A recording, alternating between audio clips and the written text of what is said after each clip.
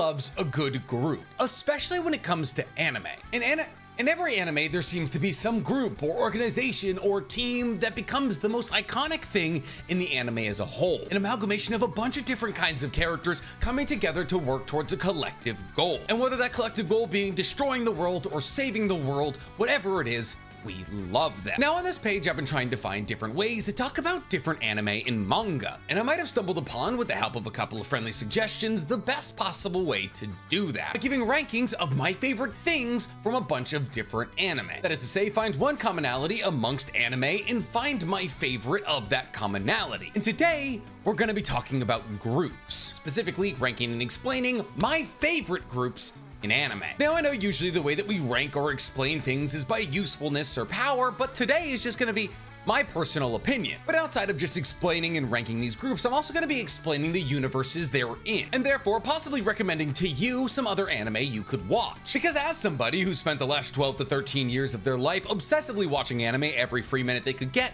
I've seen a lot of them. And while I may not be able to do full videos on smaller animes that I've seen but very much enjoy, I can jam them into videos like this. So sit back, relax, and let's crack into my favorite groups in anime. But before we get to listing my favorite things, guys, please, for me, like this video, subscribe to the page, and hit that noti bell. I'd like to lay out a couple of ground rules because this is something that we haven't done before. One, there is quite literally a million groups I could talk about in this list. I'm gonna be limiting myself to 10 for the moment, but there will be a couple of honorable mentions. Two, a caveat I'm applying to this list is that you need to have more than 4 people to be considered a group. Does 4 seem like an oddly specific number to you? Let me explain why. If we were to hypothetically include teams of 4 or smaller, that would not only include every single team ever in the history of Naruto, but would also include things like Team Urameshi, which were only around for part of Yu Yu Hakusho, and teams like Team Rocket, who, while iconic, are hardly a team. One of them is a talking cat. So I'd like to take this opportunity to make an honorable mention spot for Team Urameshi, Team Rocket, and all of the teams in Naruto. If I was including groups of 4 or smaller, these 3 teams would be very high on the list. And that's pretty much all the rules. We're doing this by my enjoyment, and it's gotta be more than 4 people. So without further ado, let's get to our first entry on the list. Well, not really, because we also have another honorable mention. As I work my way through this list, I know people are gonna yell at me for leaving one specific team out, and that team is the Gote 13. Listen, I adore Bleach. I've read the manga, and Thousand Year Blood War Arcs anime it's literally peak. But the Gote 13 is not a team. They are a collection of captains from individual teams who work together sometimes. If the Gote 13 can be considered a team, so can the Kage. So can the Warlords and the 4 Emperors. You see where I'm going here? If we let the Gote 13 in, it's kind of a slippery slope. But just like with the other honorable mentions, if the Gote 13 was in here, they'd probably be top 5. So now for our true first entry on the list, coming in at number 10, we have the Z Warriors. Now the Z Warriors are from Dragon Ball. Specifically, they were formed during Dragon Ball Z, hence the Z Warriors. Now the Z Warriors are kind of a fluctuating group depending on what version of Dragon Ball you're watching. The roster of the Z Warriors is entirely different in Dragon Ball Z as it is in Dragon Ball Super. The purpose of the Z Warriors is to protect the Earth from aliens and outside threats who might want to get their hands on the 7 Dragon Balls of Earth. And later they became protectors of Namek in the 7 Dragon Balls of Namek. They are essentially Earth's mightiest heroes, though ironically more than half of the Z Fighters were originally sent to Earth to destroy it, with people like Goku, Piccolo, and Vegeta being the helm of the Z Fighters, even though all 3 were originally anticipated to be menaces to society. The real problem with the Z Fighters is that they're transient. Depending on what episode or chapter you jump into Dragon Ball, and the Z Fighters is an entirely different squad of people. So I'm just gonna go over everybody who has at one point been a part of the Z Fighters. And while a good amount of these people are still a part of the Z Fighters, a good amount of them aren't. Now, the Z Fighters don't technically have a leader, as they're not technically a formation of people. You see, Z Fighters are a term that other people use to describe allies of Goku, basically. And the thing is, not even everybody refers to them as the Z Fighters. Mr. Satan refers to them as the Gold Fighters. But because of this, Goku and technically Piccolo act as the commanders of the Z Fighters. But Goku's only really considered to be the leader of the Z Fighters because he never loses. And as Earth's mightiest hero, it would make sense that he's the leader of the Z Fighters, the protectors of Earth. Also, when we consider the fact that the Z Fighters are really just the people that Goku surrounds himself with at any given moment, of course he's the commander. Now, the sort of second in command is Piccolo. Piccolo's second in command, not because he's the second strongest, that would be Vegeta, but because he had the first ever alliance with Goku. See, Goku and Piccolo were the original Z Fighters when they joined together to battle against Raditz and save Gohan. Speaking of Gohan, he is also one of the Z Fighters. Being Goku's firstborn child and being trained by Piccolo makes him an easy pick to be a Z Fighter, which is why he battled against the likes of Cell and Boo. You could also make an argument that Krillin should be the second in command to the Z Fighters, because technically Goku and Krillin had worked together for years. But Goku and Krillin didn't team up to fight against an otherworldly threat until Frieza came along. There's also Tien, who was another rollover from the original Dragon Ball series, where Tien actually defeated Goku in the 22nd Budokai. Tien doesn't join the Z Fighters until the Saiyan saga, where he's killed by Nappa. After Tien comes kind of a weird entry with Master Roshi. See, Master Roshi, for hundreds of episodes, technically wasn't a Z Fighter. He trained Goku and Krillin, but retired after the battle against King Piccolo, and therefore he was never in any of the battles protecting Earth. That is until the Frieza's Revenge arc in Dragon Ball Super, where he became a Z Fighter. After Master Roshi, we have Yamcha, who's known as a fearsome desert bandit. Technically, chronologically, Yamcha is Goku's first sparring ally, but he becomes a Z Fighter in the Cell Saga, where he dies. After being brought back to life, he retires, but he comes back in Dragon Ball Super. Speaking of retired Z Fighters, next up we have Chiatsu. See, Chiatsu is Tien's best friend, and Chiatsu, just like Yamcha, became a Z Fighter during the Cell Saga, where he also died. But just like Yamcha and Tien, he was brought back to life. Oh, I'm sorry, Chiatsu dies in the Saiyan saga, but just like Yamcha and Super, he unretires in the Galactic Patrol Prisoner saga, I believe, once again rejoining the Z Fighters. After Chiatsu, we have Yajirobe, who became a Z Fighter in the Saiyan saga when he cut off Vegeta's tail. After that, he kind of retired as a Z Fighter and now only grows sensu beans. There's also Vegeta, who's defeated during the Saiyan arc and decides to join the Z Fighters. He is also one of the de facto leaders of the Z Force because he is the second strongest person. After Vegeta, we have Trunks and Goten, Vegeta's firstborn and Goku's secondborn, who become Z Fighters during the Buu saga, using their powers of the fusion dance to fuse together to create Gotenks. They still play minor roles as Z Fighters, though they're like 14 right now, so they're kind of irrelevant. You know who's not irrelevant? Future Trunks. Became a Z Fighter in the future, I guess, but came back into the time of the Dragon Ball timeline to kill Vegeta when he came back. Future Trunks also played a huge role in the Cell saga. But speaking of bad guys turned good, we also have Good Buu, an evil magical being betrayed by Babidi. This Good Buu helped in the battle against Evil Buu and thus became a Z Fighter. There's also, of course, androids 16 through 18, who are all created by Dr. Gero. Gero? It's been a while since I've watched it. While they were originally antagonists, they ended up helping the Z Fighters in the battle against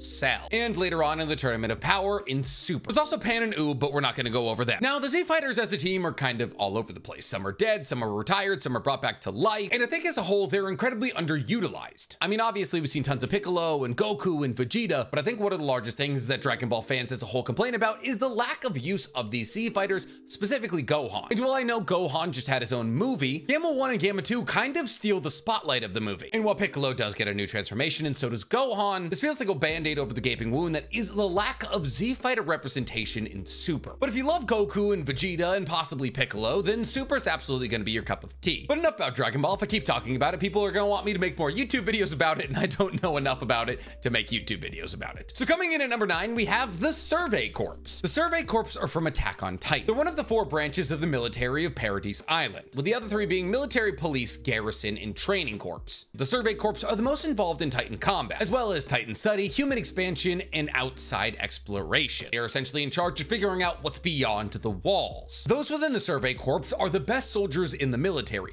those who are most talented with their ODM gear, also known as their vertical maneuvering gear. They are meant to represent the hope of mankind, the indomitable will of human spirit, the refusal to give up finding out what exists beyond the walls. And as our main character, Eren Yeager, ends up joining the Survey Corps, all of the main characters of the show are in the Survey Corps. Within the Survey Corps, we have incredibly driven and intelligent people like Erwin and Hanji. We also have absolute demons of fighters like Levi and Mikasa Ackerman. We have comedic relief in Connie and Sasha and John.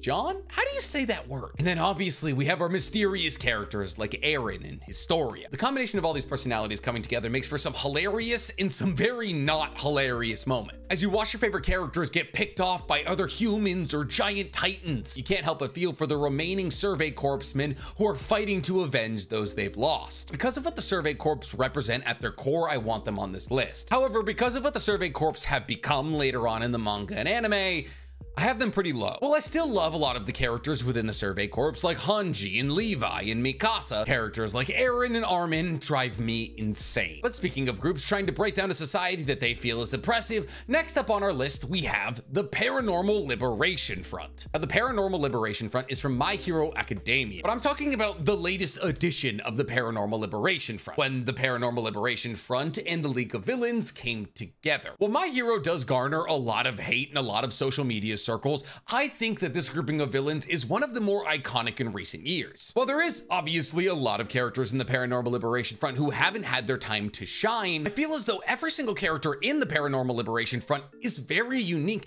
and has their own individual motivations. And MHA makes very sure to make that clear. Even within just the League of Villains, it's very clear that every single one of them has very clear and very different motivations for wanting the world to descend into chaos. Spinner is fed up with the way that the world treats heteromorphs and thinks if he destroys society, heteromorphs will be accepted. Toga has been chastised by society for how she decides to express her love for people. Mr. Compress hails from a line of legendary thieves and wants to give honor to that lineage. Dabi wants to expose the hypocrisy of the hero world, and specifically Endeavor. Shigaraki wants to destroy the hero system that made his father into the monster he is, or was. Outside of that, you have people like Redestro, the old leader of the Paranormal Liberation Front, who believes that with the destruction of society, those with paranormal abilities will rise to the top, liberating those with paranormal abilities. And when these two titans of industry came together to make a united front against the Hero Association, we A, got an incredibly cool arc where the Paranormal Liberation Army came up against the League of Villains in combat, and B, after the conclusion to that combat, got one of the cooler melding moments in anime, with the League of Villains now getting the time and funding they needed to rise to the top. While some may feel as though this association's desires are kind of hollow, I actually really enjoy that they don't have some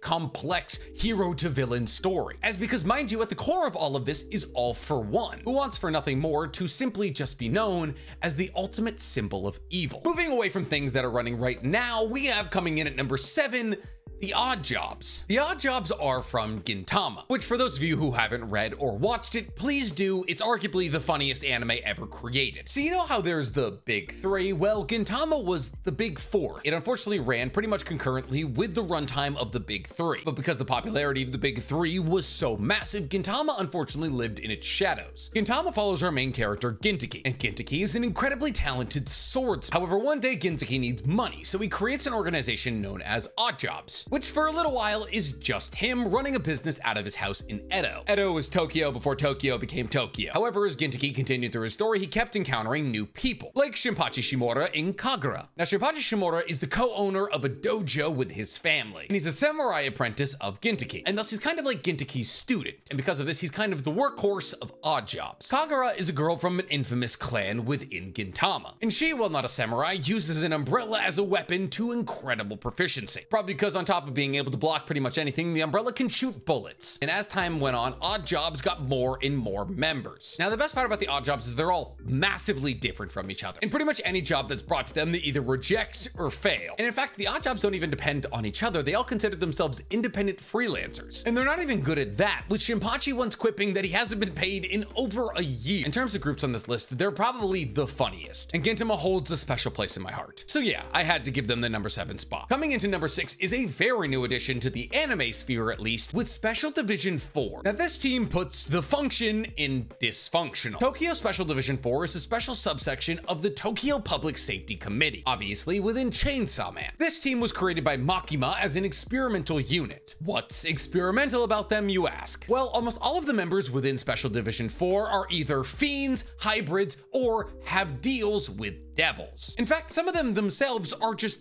actually devils. See, Makima wanted to get a team together of devils to fight against devils, as devils, fiends, and hybrids within the world of Chainsaw Man have no rights. And since they have no rights, they can essentially be used as cannon fodder. Now, incredibly powerful cannon fodder, but cannon fodder nonetheless. Because fiends and hybrids have a natural regeneration, they're able to take out a lot of low-level devils that regular humans might struggle with. And the members of Special Division 4 are Aki, who has a deal with the Fox Devil, the Future Devil, and the Cursed Devil, Power, who is the Blood Fiend, meaning that she was once once a corpse, but the Blood Devil found her and crawled into her body and made it her own. Denji, who's a hybrid with the Chainsaw Devil, meaning that he made a devil his heart, but he himself is technically still in charge. Princey, who is the Spider Devil, but she's kind of humanoid, and humanoid devils are usually friendlier towards humans. Angel, who is the Angel Devil, meaning that he is the encapsulation of humans' fears of angels, but once again humanoid, so friendly towards humans. Himeno, who has a contract with the Ghost Devil. Benny, who has a contract with the devil, but I don't think it's within TOS to make the joke about what contract she has the devil with, so if you know, you know. Beam, who is the Shark Fiend, and as the Shark Fiend, he can swim through any surface, and also just loves eating things, and therefore throwing him at devils is a really good activity for him. And Galgali, who is the Violence Fiend. Special Division 4 is essentially the Suicide Squad. While the humans who have contracts with devils can technically leave, all of the fiends and devils have to work in Special Division 4 or they'll be hunted down and killed, because once again, fiends and devils do not have rights. Because of this, sometimes the members of Special Division 4 just won't fight. People like Power will give up immediately because they don't care if the humans die. Not to mention that every single one of these personalities is over-the-top eccentric. Kobeni is a panicky mess who somehow has superhuman strength and Olympian speed. Power is an incredible racist if you consider the entirety of humans a race. Beam and Gali Gali are just quite literally insane. And Aki, who seems like he would be a main character in a different anime, is kind of the only serious character on the path for revenge. While our main character Denji joined the Special Division just to touch boobs. The mix of serious characters with non-serious characters who sometimes have to get serious because the situation demands it makes for the perfect medley of insanity. However, getting attached to any of these characters is a very bad idea. So yes, even though Special Division 4 is new in the anime sphere, come on, how can you not love it? Coming up as the first entry into our top 5, we have the Black Bulls. And honestly, the Black Bulls coming at 5 should let you know how top heavy this list is, because the Black Bulls are incredible. Once regarded as the worst Magical Knight squad in the Clover Kingdom, the Black Bulls have slowly but surely been climbing their way to the top. The Black Bulls are the only Magical Knight squad that wants to bring in Asta after his Magical Knight assessment test. And this is largely because the Black Bulls are headed by Yami Sukahiro, a character who, much like Asta, was originally loathed and hated for his abilities. However, Julius Novachrono, the current Wizard King and past leader of the Purple Deer, I believe, saw the potential of Yami's dark magic, and therefore gave Yami a chance to become a magical knight within the Clover Kingdom, even though Yami was an outsider from the land of the sun. Yami would go on to become one of the most powerful magical knights in the entire Clover Kingdom, combining the powers of Clover Kingdom magic with his key reading. And because of this, Yami kind of dedicates himself to picking the outcasts or the scraps out of the Magical Knights. While a lot of Magical Knight squads dedicate themselves to only bringing in royalty, as the royalty within the Clover Kingdom are more closely related to the elves and therefore have greater magical output, Yami dedicates himself to bringing in as many commoners and as many weirdos as possible. He even picks up the scraps of the royal families, like he did with Noelle. See, Yami is the true reason the Black Bulls are as great as they are. Yami was the only person who was willing to take a chance on Noelle, as he saw her insane magical output but lack of control as a chance to find a diamond in the rough. And now Noelle is arguably one of the top 10 strongest mages in the Clover Kingdom. And this story is very similar with almost every single member of the Black Bulls. Asta, a boy with no magic except for the ability to pull out swords that can destroy magic, was disregarded as a failure. Yet Yami took a chance on him and invited him into the Black Bulls, where now Asta resides as possibly the strongest figure in the universe. Ghosh is a former royal who went to and broke out of prison, but upon seeing his magical prowess, Yami invited him into the Black Bulls. Zora is the son of a commoner who spent his entire life trying to join the Magical Knights, and eventually accomplished it. But after accomplishing it, was ridiculed and possibly killed by his Magical Knight squad. Finral hails from a royal family talented in portal magic. However, Finral is the less strong of 2 sons, with his brother being the former vice captain of the Golden Dawn. Every single one of the Magical Knights brought into the Black Bulls weren't in a good spot prior to being on the Black Bulls, but Yami pulled together a group of ruffians and gave them purpose, much in the same way that Julius had given him purpose. I actually feel bad putting the Black Bulls this low on the list because every single character on the Black Bulls has an incredibly well fleshed out backstory. You understand the names, motivations, and powers of every single member on the Black Bulls. I genuinely don't believe if there's ever been a show that has fully fleshed out its ensemble as well as Black Clover. Even Sekirei, one of the newest additions to the Black Bulls, gets a fantastic backstory. And the same goes for Noct. In fact, the only person who we hadn't gotten a great look into their backstory is Yami. But now that Asta is in the Land of the Sun, we're about to get that. Every single member of the Black Bulls gets their own arc, where they become more than the world thought they were going to be. It's inspirational, it's incredible, and more often than not,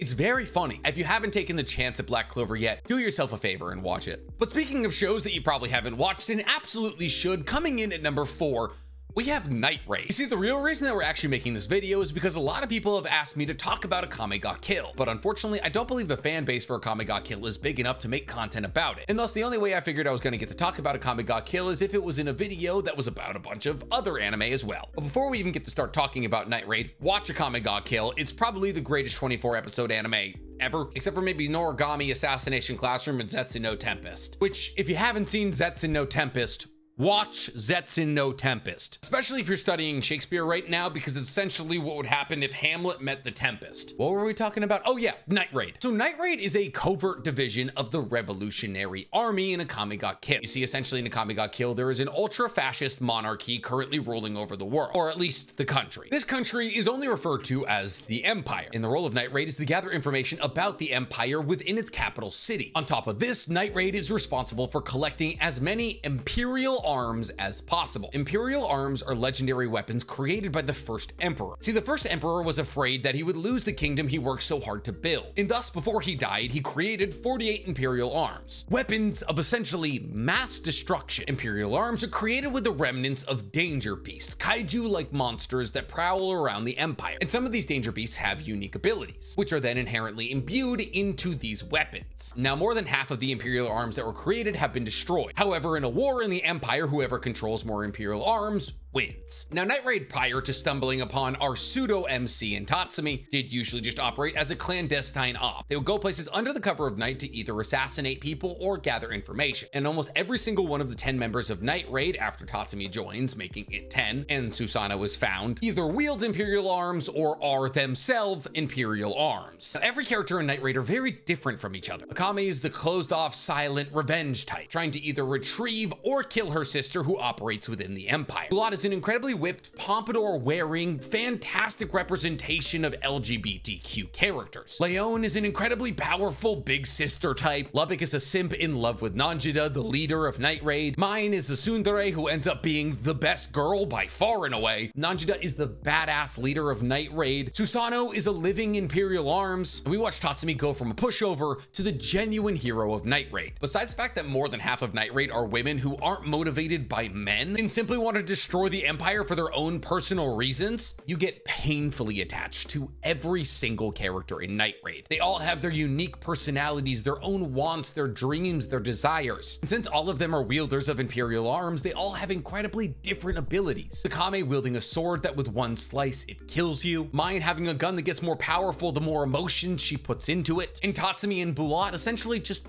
having a mech power-up. But much in the same way as Special Division 4, do not get too attached to any character. But let's go from this 10-man squad to another 10-man squad with our number 3 spot, the Straw Hat Pirates. If you follow my TikTok, you'll know that I've been watching One Piece for, well, a while now, and I'm currently in Punk Hazard, around episode 600. If the other 2 entries on this list weren't arguably the 2 most iconic groups in anime of all time, the Straw Hats would definitely be number 1. The outside of the incredible world building that happens inside One Piece, the real reason that millions of people can sit down and watch over 1,000 episodes of the show is the crew. I personally would watch the Straw Hats do taxes, but my favorite part about them is that they wouldn't do taxes. See, well, technically they're not a 10-man squad yet because Jinbei hasn't joined yet. The dichotomy of some and the similarities of others in the Straw Hat crew is incredible. There's rivalries, there's loves, there's hilarious situations. Sanji is a simp for Robin and Nami. Chopper is an adorable, easily embarrassed little reindeer. Frankie just kind of yells super. Luffy is one of the funniest characters in anime, but he also makes me infuriatingly mad. Nami has a complex and cool backstory and also a really cool set of abilities, on top of being arguably the best navigator in the world. Robin has a dark and dreary backstory and a terrible road that brought her to the Straw Hats, and therefore she's always smiling